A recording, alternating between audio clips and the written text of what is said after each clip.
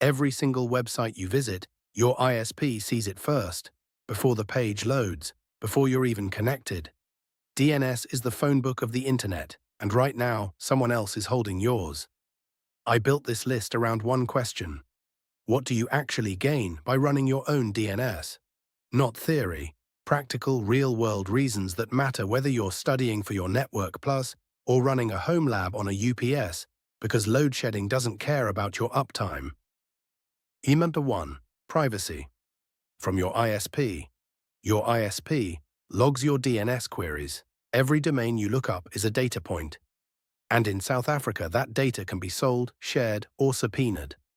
When you run your own DNS server and point it at an encrypted upstream like Cloudflare's 1.1.1.1 over HTTPS, called DOH, DNS over HTTPS, your ISP just sees encrypted traffic. They can't read the destination. That one change alone is worth setting up a Raspberry Pi. Your browsing habit is yours. Keep it that way. Number 2. Network-wide ad and tracker. Blocking your browser ad blocker only protects your browser. It does nothing for your smart TV, your phone apps, your IoT devices. All of them are quietly phoning home. Pi-hole or AdGuard Home sits on your network as a DNS server and blocks known ad and tracking domains before a single byte leaves your router. For example, that Samsung TV that talks to 12 different analytics servers every hour. Dead quiet. One server, every device, no per-device config. Number 3. Local hostname resolution. Right now, if you've got a Proxmox server, a NAS, and a Pi-hole in your home lab, how do you reach them? By memorizing IP addresses like it's 1995. Your own DNS server lets you create local DNS records, so you type proxmox.home.lab, and it just works.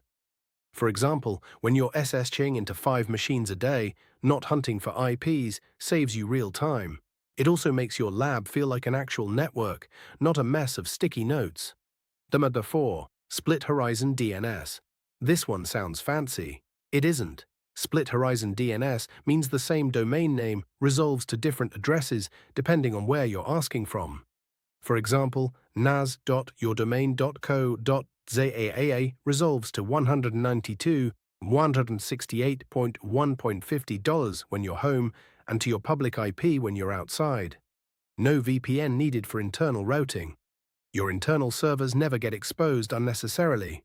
This is something junior sysadmins often don't know exists, and once you use it, you won't go back. Number 5.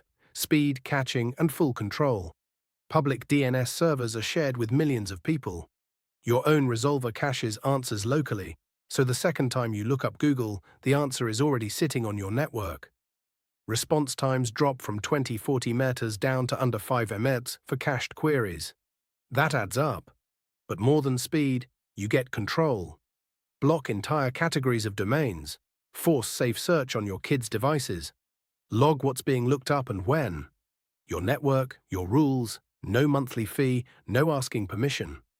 So to pull it together, privacy, ad blocking, and local hostname resolution are the 3 you should start with today. If you're already doing those, Split Horizon DNS and local caching are your next move.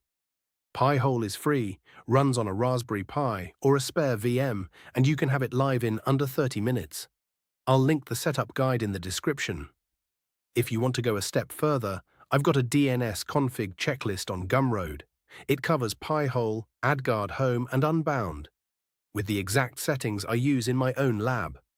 Now I want to know, which of these 5 are you already running?